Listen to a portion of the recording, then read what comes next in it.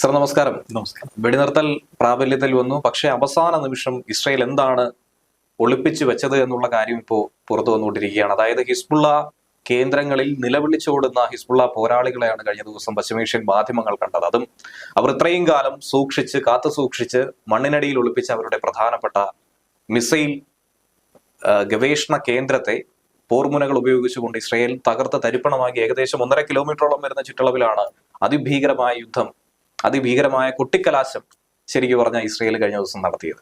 അവരുടെ precision missile നിർമ്മാണ unit തകർത്തു സിറിയ ലെബനൻ അതിർത്തിയിൽ സ്ഥിതി ചെയ്തിരുന്ന ഏറ്റവും നിർണായകമായ ഒരു നീക്കമായിട്ടാണ് ഇപ്പോൾ ഇസ്രായേൽ അതിനെ വിശദീകരിക്കുന്നത്. ഇസ്രായേൽ വ്യക്തമാക്കുന്നത് ഹിസ്ബുള്ളയുടെ വലിയൊരു ആയുധ നിർമ്മാണശാല കൂടി ഞങ്ങൾ തകർത്തിട്ടാണ് ഇപ്പോൾ ഇസ്രായേലിലേക്ക് ഈ യുദ്ധ വിജയം ആഘോഷിക്കാനായി മടങ്ങി വരുന്നതെന്നാണ്. പക്ഷേ ഇസ്രായേൽ സൈനികർ പെട്ടെന്ന് യുദ്ധ വിരാമത്തെ തുടർന്ന്, അല്ലെ വെടിനിർത്തലിനെ തുടർന്ന് പെട്ടെന്ന് മടങ്ങി വരുന്നില്ല എന്ന് ഇസ്രായേൽ ഇന്ന് പ്രഖ്യാപിച്ചു. ഈ വെടിനിർത്തൽ കരാറിൽ വ്യക്തമാക്കുന്നത് 60 ദിവസങ്ങൾ കൊണ്ടുള്ള പിന്മാറ്റമാണ്. ഇസ്രായേൽ സേന 60 ദിവസങ്ങൾ കൊണ്ട് ലെബനനിൽ നിന്ന് പിൻവാങ്ങിയാൽ മതി. ഈ 60 ദിവസങ്ങൾ കൊണ്ട് ലെബനീസ് സൈന്യത്തെ കൂടുതൽ കരുത്തുറ്റതാക്കി മാറ്റുക എന്ന ദൗത്യം കൂടി ഇസ്രായേൽ സൈന്യത്തിനുണ്ട്. ഒപ്പം അമേരിക്കയും ഫ്രാൻസും ചേർന്ന് ലെബനൻ സൈന്യത്തെ വീണ്ടും അവരെ പോർമുന ശക്തമാക്കി ഹിസ്ബുള്ളയ്ക്കും രാജ്യത്ത് സമാധാനം കൈവരുത്തുന്നതിനും വേണ്ടി ശക്തരാക്കുക. ആ ഒരു വലിയ ദൗത്യമാണ് ഏറ്റെടുത്തിരിക്കുന്നത്. ഒന്ന്, ലിറ്റാനിയ നദിക്കിപ്പുറത്ത് ഇനി ലെബനീസ് സൈന്യത്തിന്റെയും UN സൈന്യത്തിന്റെയും സാന്നിധ്യം മാത്രമേ ഉണ്ടാകൂ എന്ന് ഇസ്രായേൽ ഈ വെടിനിർത്തൽ കരാറിലൂടെ ഒരു വശത്ത് ഉറപ്പുവരുത്തുന്നു. മറുവശത്ത് ആ പ്രദേശങ്ങളിലേക്ക് ജനങ്ങളെ അയക്കരുത് എന്നുള്ളൊരു നിബന്ധന കൂടി ഇസ്രായേൽ വെച്ചിരുന്നു. അത് വെടിനിർത്തൽ കരാറിന്റെ ഭാഗമായി അംഗീകരിച്ചു എന്നാണ് ഇന്ന് പുറത്തു വന്ന വാർത്ത. ഹിസ്ബുള്ളയുടെ ആക്രമിക്കപ്പെട്ട താവളങ്ങള്, കെട്ടിടങ്ങള്, ആ പ്രദേശങ്ങളിലേക്ക് അവരുടെ കുടുംബാംഗങ്ങളെ ഇപ്പോൾ ഇസ്രായേൽ സേന കടത്തിവിടുന്നുണ്ട്. വളരെ ദാരുണമായ ഒരു കാഴ്ചയാണ്. തകർന്ന കെട്ടിടങ്ങൾക്കടിയിൽ ഹിസ്ബുള്ളയിൽ പ്രവർത്തിച്ച മക്കളുടെയും ബന്ധുക്കളുടെയും ഒക്കെ മൃതശരീരങ്ങൾക്ക് വേണ്ടിയുള്ള തിരച്ചിൽ ആരംഭിച്ചു. ദിവസങ്ങൾ വൈകിയിരിക്കുന്നു. വല്ലാത്ത കാഴ്ചകളായിട്ടാണ് ഇതൊക്കെ പാശ്ചാത്യ മാധ്യമങ്ങൾ ഇപ്പോൾ അവതരിപ്പിക്കുന്നത്. യുദ്ധത്തിന്റെ ഒരു കെടുതി അതാണ്. നമ്മൾ മഹാഭാരതത്തിലൊക്കെ കണ്ടതുപോലെ യുദ്ധാനന്തരം മൃതദേഹങ്ങൾ ചീഞ്ഞളിഞ്ഞ് നിൽക്കുന്ന ഒരു പോർ ഇടം.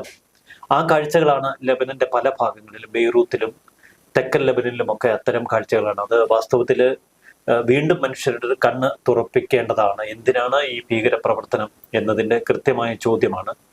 പക്ഷെ മറുവശത്ത് ഇപ്പോഴും ചില സ്ഥലങ്ങളിൽ ഹിസ്ബുള്ളയുടെ പതാകകൾ ഉയരുന്നത് നമ്മൾ കാണണം. ഹിസ്ബുള്ള പൂർണ്ണമായി തകർക്കപ്പെടണം എന്നതായിരുന്നില്ല തങ്ങളുടെ യുദ്ധലക്ഷ്യമെന്ന് ഇന്ന് ഇസ്രായേൽ വ്യക്തമാക്കുന്നുണ്ട്. അമേരിക്കൻ ദൂതൻ അക്കാര്യം വളരെ അടിവരയിട്ട് പറയുന്നുണ്ട്. അമേരിക്കൻ ദൂതൻ പറയുന്നത് ഇസ്രായേൽ ഒരിക്കലും ഹിസ്ബുള്ളയെ ആക്രമിക്കുമ്പോൾ അവരുടെ യുദ്ധലക്ഷ്യം പൂർണ്ണമായി ഹിസ്ബുള്ളയെ തകർക്കുക എന്ന പ്രഖ്യാപനം നടത്തിയിട്ടില്ല. മറിച്ച് വടക്കൻ ഇസ്രായേലിൽ നിന്ന് മാറ്റി നിർത്തപ്പെട്ട 60,000 ഇസ്രായേലികളെ തിരികെ കൊണ്ടുവരണം എന്നതായിരുന്നു അവരുടെ മുഖ്യ യുദ്ധലക്ഷ്യം. ഒപ്പം സൈനിക തലത്തിൽ ഹിസ്ബുള്ളയെ നിരായുധീകരിക്കണം എന്ന ലക്ഷ്യവും ഇസ്രായേലിനുണ്ടായിരുന്നു. ആ 2 തലങ്ങളിൽ ഇസ്രായേൽ വിജയിച്ചു എന്നാണ് ഇപ്പോൾ അമേരിക്ക പറയുന്നത്. മറുവശത്ത് ലെബനനിൽ തകർക്കപ്പെട്ടത് 90,000 വീടുകളാണ്. അതിന്റെ പുനർനിർമ്മിതിക്ക് ധാരാളം പണം വേണം. ഈ പണം ലെബനൻ സർക്കാരിന്റെ കയ്യിൽ 5 വർഷം മുൻപ് ലെബനൻ വലിയ സാമ്പത്തിക പ്രതിസന്ധിയിൽപ്പെട്ട് ഒരിക്കലും തിരിച്ച് കരകയറാനാവാത്ത വിധം തകർന്നു നിൽക്കുന്ന ഒരു ഘട്ടത്തിലെത്തിയിരുന്നു. അതേ ഘട്ടത്തിൽ തന്നെയാണ് ഇപ്പോഴും അവർ കടന്നു പോകുന്നത്. 2006 രണ്ടാം ലെബനൻ യുദ്ധത്തിന് ശേഷം അന്ന് ലെബനൻ തകർന്നടിഞ്ഞ് അനുഭവിച്ച അതേ സാമ്പത്തിക കെടുതിയാണ് കഴിഞ്ഞ 5 വർഷമായി ലെബനൻ ഭരണകൂടം അനുഭവിക്കുന്നത്. അതുകൊണ്ട് അവർ പറയുന്നു, ഞങ്ങളുടെ സൈന്യത്തിന് തോക്കുവാങ്ങാൻ പണമില്ല, ഈ തകർക്കപ്പെട്ട 90,000 വീടുകൾ പുനർനിർമ്മിക്കാൻ ഞങ്ങളുടെ കയ്യിൽ പണമില്ല എന്ന് പറയുന്നു.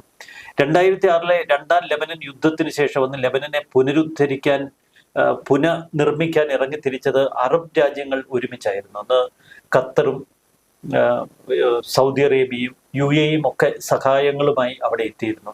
പക്ഷെ ഇക്കുറി ഏറെ ഭിന്നമാണ് കാര്യങ്ങൾ. കാരണം 2006 സ്ഥിതിയല്ല. അന്ന് സുന്നി രാജ്യങ്ങൾ ശക്തമായി ലെബനൻ പുനർനിർമ്മാണത്തിന് ഇറങ്ങിയെങ്കിൽ ഇക്കുറി ഷിയ മിലിഷ്യകളും ഷിയ ഭീകരതയുമാണ് അവിടെ നടന്നത് എന്ന വിലയിരുത്തലാണ് ഈ അമേരിക്കൻ സഖ്യകക്ഷികളായി സുന്നി രാജ്യങ്ങൾക്കുള്ളത്. അതുകൊണ്ട് അവരുടെ ഭാഗത്തുനിന്ന് വലിയ സഹായങ്ങൾ ലഭിക്കുക തവണ എളുപ്പമല്ല. മറിച്ച് അമേരിക്കയും ഫ്രാൻസുമാണ് മേൽനോട്ട സമിതിയിൽ വലിയ സ്ഥാനം ഇപ്പോൾ ഏറ്റെടുത്തിരിക്കുന്നത്. അവരുടെ നേതൃത്വത്തിൽ പാശ്ചാത്യ ലോകത്ത് നിന്ന് സഹായം ഉണ്ടാകുമോ? അതാണ് ഏറ്റവും വലിയ ചോദ്യം. ലെബനൻ സേനയെ പുനരുദ്ധരിക്കാനുള്ള ശ്രമങ്ങൾ ഞങ്ങൾ നടത്തുമെന്ന് ഫ്രാൻസ് പ്രഖ്യാപിച്ചിട്ടുണ്ട്. പക്ഷെ അത് എത്രത്തോളം? മറുവശത്ത് 2006 രണ്ടാം ലെബനൻ പുനർനിർമ്മാണത്തിന് കൂടുതൽ ഫണ്ട് അന്ന് ഇറാൻ കൈമാറിയിരുന്നു. പക്ഷെ ആ ഫണ്ട് അന്ന് അവർ ഹിസ്ബുള്ളയാണ് ഏൽപ്പിച്ചത്. ഹിസ്ബുള്ള സ്വന്തം ആവശ്യങ്ങൾക്ക് സ്വയം ആയുധങ്ങൾ വാങ്ങിക്കൂട്ടുന്നതിനും സൈനിക ശക്തി എന്ന നിലയിൽ കൂടുതൽ കരുത്തുള്ളതാവാനും തുരങ്കങ്ങൾ നിർമ്മിക്കാനും ഒക്കെ ഈ ഫണ്ട് വലിയ തോതിൽ ഉപയോഗിച്ചു. അതും ലെബനൻ ജനങ്ങൾക്ക് പ്രയോജനം ലഭിച്ചില്ല.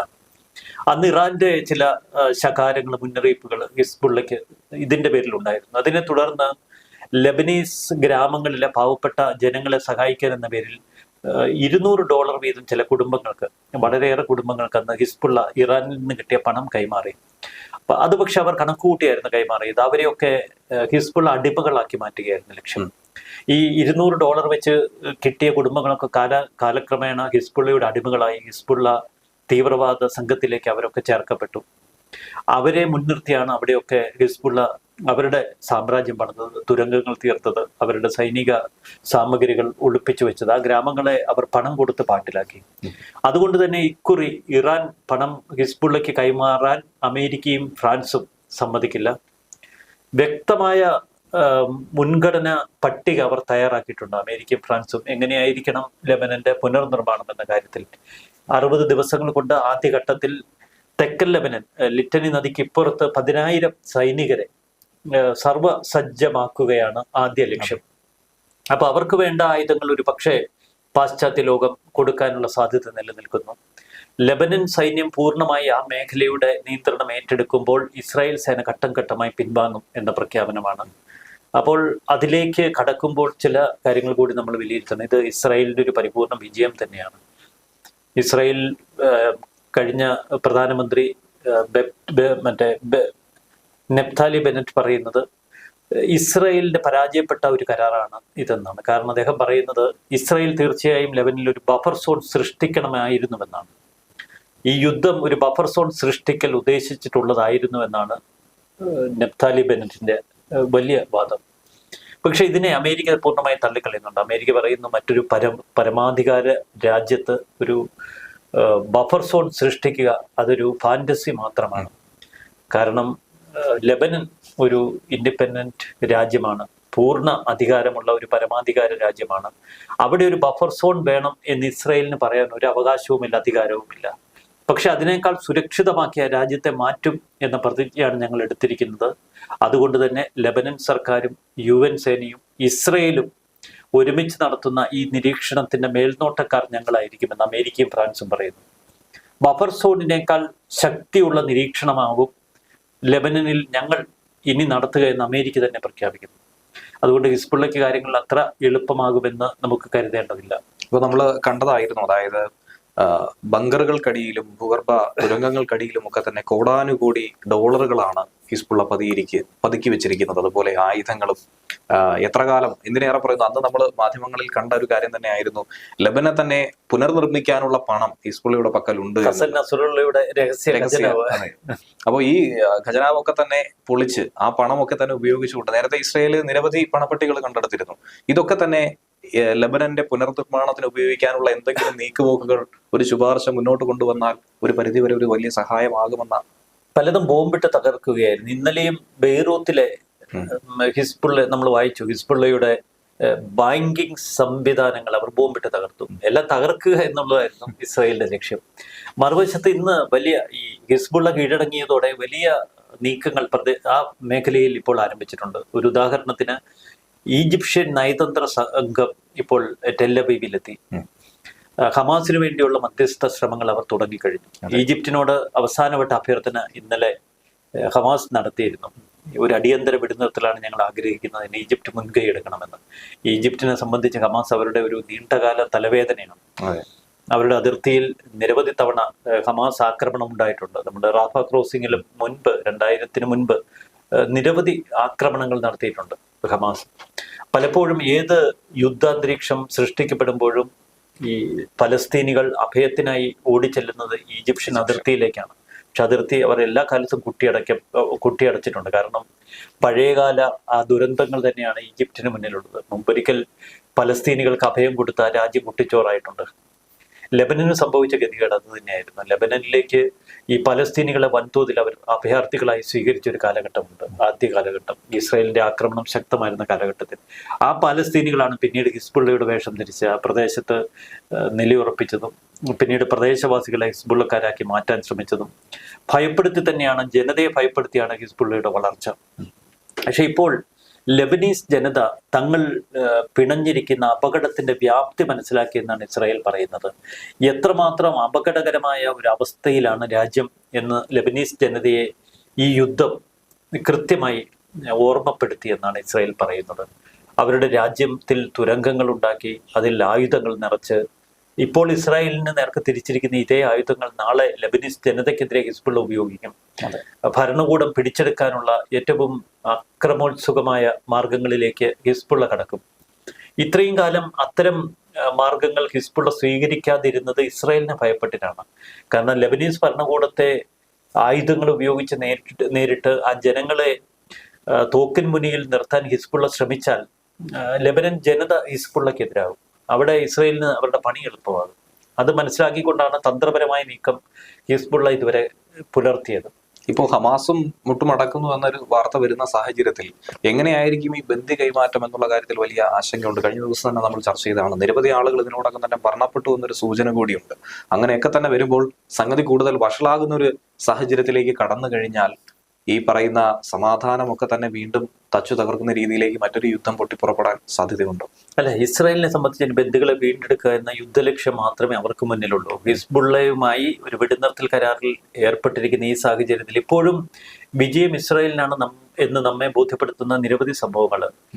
വീണ്ടും ഹിസ്ബുള്ളയുടെ ചില തീവ്രവാദികൾ ഇസ്രായേൽ സൈന്യത്തിന് നേർക്ക് ചെറിയ രീതിയിൽ ചില ആക്രമണങ്ങൾക്ക് ശ്രമിച്ചപ്പോൾ പെട്ടെന്ന് തന്നെ വെടിയുതിർക്കുകയാണ് ചെയ്ത് ഇസ്രായേൽ സേന. ജനതയ്ക്ക് നേരെ വെടിവെക്കുന്നുവെന്ന് ആരോപണങ്ങളും ഉയരുന്നു. അതിലൊക്കെ ഇസ്രായേൽ സൈന്യം പറയുന്നത് ഞങ്ങളുടെ സേനാ സാന്നിധ്യം അവിടെ ഉണ്ടാകും ഈ 60 ദിവസം കൂടി. അപ്പോൾ ഇസ്രായേൽ സേനയ്ക്ക് അപകടകരം എന്ന് തോന്നുന്ന ഏത് നീക്കത്തിന് നേർക്ക് ഞങ്ങൾ വെടിയുതിർക്കുമെന്നാണ് പറയുന്നത്. അതിനുള്ള സ്വാതന്ത്ര്യം, സ്വയരക്ഷയ്ക്കുള്ള സ്വാതന്ത്ര്യം ഇസ്രായേലിനുണ്ട് എന്ന് അമേരിക്ക ശരിവെക്കുന്നു. അപ്പോൾ ഇസ്രായേൽ താല്പര്യങ്ങൾ സംരക്ഷിച്ചുകൊണ്ടുള്ള വെടിനിർത്തൽ കരാർ തന്നെയാണ്. ആ വെടിനിർത്തൽ കരാറിനെ അംഗീകരിക്കുമ്പോഴും അമേരിക്ക പറയുന്നത് ഇസ്രായേലിന് സ്വയരക്ഷയ്ക്ക് അവകാശമുണ്ടെന്നാണ്. അപ്പോൾ ഹിസ്ബുള്ളയെ ഒറ്റപ്പെടുത്തി അവരെ വെടിനിർത്തൽ കരാറിൽ തടച്ചിട്ട് ഇനി ആ ഭാഗത്തു നിന്നൊരാക്രമണം ഉണ്ടാകില്ല എന്നൊരു വശത്ത് ഇസ്രായേൽ ഉറപ്പിക്കുമ്പോൾ മറുവശത്ത് ഇനി ബന്ദികളെ വീണ്ടും കിട്ടുക, ഹമാസിനെ എന്നേക്കുമായി ഇല്ലായ്മ ചെയ്യുക, ആ ഒരു ഘട്ടത്തിൽ എത്തി നിൽക്കുന്നു. അവിടെ ഇസ്രായേലിന് വിജയിക്കാൻ കഴിയും. കാരണം ഹമാസിന് ആയുധങ്ങൾ എത്തിച്ചിരുന്ന വലിയൊരു വിഭാഗം എന്ന് പറയുന്നത് ഹിസ്ബുള്ളയാണ്. അതെ, ഹൂതികളെ ഇതിനകം തന്നെ നിശബ്ദരാക്കി കഴിഞ്ഞു. അപ്പോൾ ഹിസ്ബുള്ളയുടെ ഭാഗത്ത് നിന്ന് ഇനി ഒരു ആയുധ കൈമാറ്റം അത്ര എളുപ്പമല്ല. കടൽ വലിയ തോതിൽ അമേരിക്കയും ഇസ്രായേലും ചേർന്ന് നിരീക്ഷണത്തിലാക്കി. മെഡിറ്ററേനിയൻ കടൽ വഴി ഇനി ഹമാസിന് ആയുധങ്ങൾ എത്തിക്കുക എളുപ്പമല്ല. ഹമാസ് വീണ്ടും ഒന്നുകൂടി കത്തിച്ചേരാനുള്ള സാധ്യതയുമില്ല. അത്രയേറെ തകർക്കപ്പെട്ട നിലയിലാണ്. ഒറ്റപ്പെട്ട ചില ഗ്രനേഡ് ആക്രമണങ്ങളും ഒളി ബോംബ് ആക്രമണങ്ങളും മാത്രമേ അവരുടെ ഭാഗത്തുനിന്ന് ഉണ്ടാകുന്നുള്ളൂ. ഒരു പക്ഷേ മറ്റൊരു ഘട്ടം ഇസ്രായേൽ പ്രധാനമന്ത്രി ബെന്യാമിൻ നെതന്യാഹു ഭയപ്പെടുന്നുണ്ടാകാം. തങ്ങളുടെ ബന്ദികളിൽ എത്ര പേർ ജീവിച്ചിരിപ്പുണ്ട്, ബന്ദിമോചനത്തിന്റെ ആ ഘട്ടത്തിൽ രാജ്യത്ത് അതിശക്തമായ പ്രതിഷേധം ഉയരുമോ, അത് താങ്ങാനുള്ള കരുത്ത് ഭരണകൂടത്തിനുണ്ടാകുമോ? ഇത്തരം ഭയം തീർച്ചയായും ഇസ്രായേൽ പ്രധാനമന്ത്രിയെയും ബാധിച്ചിരിക്കാം. ഹമാസ് ഇനി ഒരു ഓർമ്മയാകും എന്നതിൽ സംശയം വേണ്ട. കാരണം ഇസ്രായേലിന്റെ പരിപൂർണ നിയന്ത്രണത്തിലെ ഇനി ഗാസ എന്ന പ്രദേശം നിലനിൽക്കും. അതിലപ്പുറം വെസ്റ്റ് ബാങ്കും ഗാസയും തമ്മിൽ ഒരു ഇടനാഴി, ഒരു സുരക്ഷിത പാത എന്നുള്ള ട്രംപിന്റെ മരുമകൻ കൃഷ്ണറുടെ ഒരു ആലോചനയും പദ്ധതിയും ഒക്കെ ഉണ്ട്.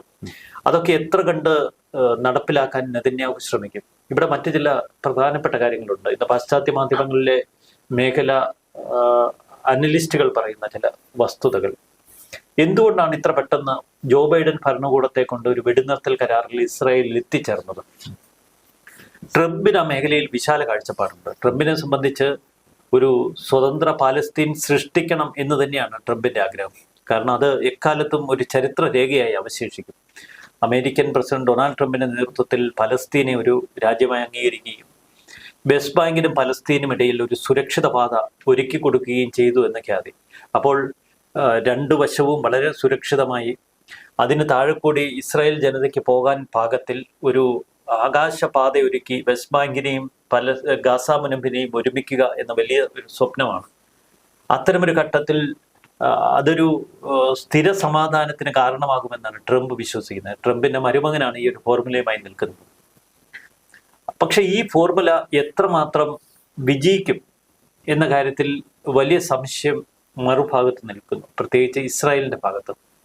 ഇസ്രായേല് ഇതിനെ എന്നും സംശയത്തോടെ കണ്ടിട്ടുള്ളൂ, ട്രംപിന്റെ ഈ ഒരു പദ്ധതിയെ. ഒരു വശത്ത് ട്രംപ് അഗ്രസീവായ ഒരു യുദ്ധകുതിയനാണെങ്കിലും വളരെ ശക്തമായി ഇസ്രായേലിനൊപ്പം നിലപാട് ഉറച്ചു നിൽക്കുമെന്ന് പ്രഖ്യാപിക്കുമ്പോഴും ഈ ഒരു പദ്ധതിയെ സംശയത്തോടെ ഇസ്രായേൽ കാണുന്നു. അത്ര വലിയ വിശ്വാസമൊന്നും ട്രംപിന്റെ നീക്കങ്ങൾക്കില്ല. അതുകൊണ്ട് തന്നെ ഡൊണാൾഡ് ട്രംപ് അധികാരത്തിൽ വരുന്ന ജനുവരി 20 മുൻപ് ഹമാസുമായും ഹിസ്ബുള്ളയുമായും ഒരു വെടിനിർത്തൽ കരാറിൽ എത്തിയാൽ അമേരിക്കയുടെ ഭാഗത്തു നിന്ന് അല്ലെങ്കിൽ ട്രംപിന്റെ ഭാഗത്തു നിന്ന് വലിയ സഹായങ്ങൾ ചോദിക്കാതെ തങ്ങളുടെ നെഗോഷിയേഷൻ പവർ ഉറപ്പിച്ചു നിർത്താൻ ഇസ്രായേലിന് കഴിയും.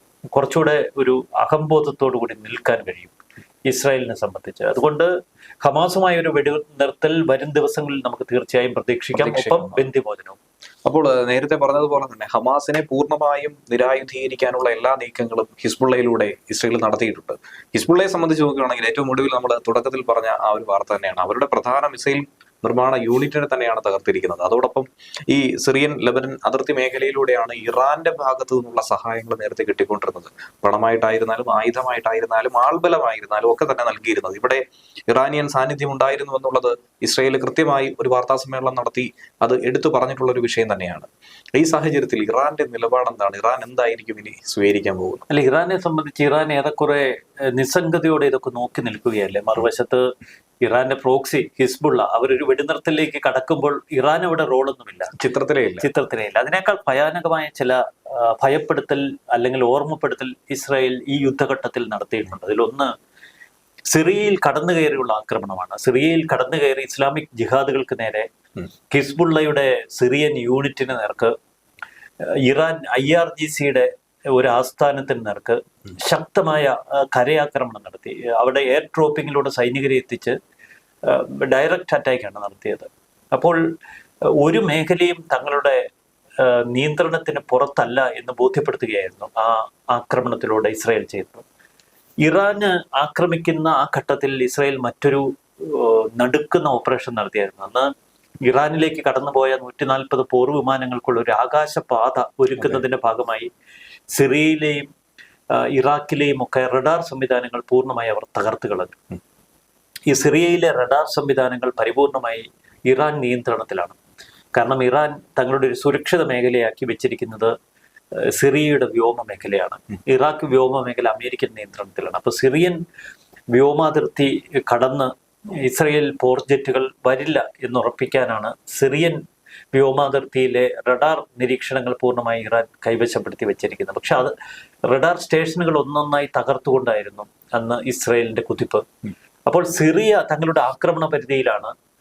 സിറിയയിലെ ഒരു മേഖലയും തങ്ങളുടെ നിയന്ത്രണത്തിന് അപ്പുറമല്ല എന്ന് ഇറാനെ ബോധ്യപ്പെടുത്തി കൊടുത്തു ഒരു വശത്ത്. മറുവശത്ത് ഗോലാൻ കുന്നുകൾ വർഷങ്ങളായി ഇസ്രയേലിന്റെ കൈവശം ഇരിക്കുന്നു. അക്കാര്യത്തിൽ ട്രംപിന് വ്യക്തമായ നിലപാടുണ്ട്. ഈ ട്രംപ് പലപ്പോഴും ബൈബിൾ കയ്യിൽ പിടിച്ച് ഭരണം നടത്തുന്ന ഒരു പ്രതീതി അമേരിക്കക്കാരുടെ മുന്നിൽ സൃഷ്ടിക്കും. ഒരു വിശ്വാസിയാണ്, ബൈബിളാണ് മുഖ്യം. അപ്പോൾ ഈ ഗോലാൻ കുന്നുകളുടെ കാര്യത്തിൽ അത് ഇസ്രായേലിന് അവകാശപ്പെട്ടതാണ് എന്ന് ട്രംപിന് ഒരു ധാരണ സ്ഥാപിച്ചെടുക്കാൻ കഴിയും. ട്രംപ് മുൻപ് അത് പലവട്ടം പറഞ്ഞിട്ടുണ്ട്. ഗോലാൻ കുന്നുകളുടെ മേലിൽ ഇനി സിറിയ ഒരു അവകാശവാദവും ഉന്നയിക്കേണ്ട, അത് ഇസ്രായേലിന് അവകാശപ്പെട്ടതാണ്. ജെറുസലേം അത് ഇസ്രായേലിന്റെ വിശുദ്ധ നഗരമാണ്. ഇത്തരം ചില പ്രസ്താവനകൾ ഒരു രാഷ്ട്രീയ നേതാവ് എന്ന നിലയിൽ ഒരു പക്ഷെ ലോകത്തിൽ അപൂർവമായി മാത്രം നമ്മൾ കേൾക്കുന്നത് ഡൊണാൾഡ് ട്രംപിന്റെ ഭാഗത്തു നിന്ന്. മറുവശത്ത് ഇതേ ട്രംപ് പലസ്തീനെ നമുക്ക് സ്വതന്ത്രമാക്കി അവർക്ക് വേണ്ട അംഗീകാരം കൊടുത്ത് അവരെ സംരക്ഷിക്കണം എന്നുകൂടി ചേർക്കുന്നുണ്ട് തന്റെ പ്രസ്താവനകളിൽ. അത് ഇസ്രായേൽ ഇഷ്ടപ്പെടുന്നില്ല. അപ്പോൾ ഇസ്രായേലിന് ഇഷ്ടപ്പെടുന്ന തലത്തിൽ സംസാരിക്കുകയും അവരെ മറ്റു ചില സമ്മർദ്ദങ്ങൾക്ക് വിധേയമാക്കാൻ ശ്രമിക്കുകയും ചെയ്യുന്ന ഒരു സ്വഭാവ സവിശേഷതയാണ് ഈ ട്രംപിന്റെ. തന്ത്രശാലിയായ ഒരു രാഷ്ട്ര നേതാവാണ്. അതുകൊണ്ട് തന്നെ വളരെ സൂക്ഷ്മതയോടെയാണ് ഇസ്രായേൽ ഇപ്പോൾ നീങ്ങുന്നത്. ഇറാനെ സംബന്ധിച്ച് ഈ നിസ്സംഗത മാത്രമേ ഇനി അവർക്ക് തുടരാൻ കഴിയൂ. ഹിസ്ബുള്ള ഒരു ഓർമ്മയായി, ഓർമ്മപ്പെടുത്തലായി നിലനിൽക്കുന്നു.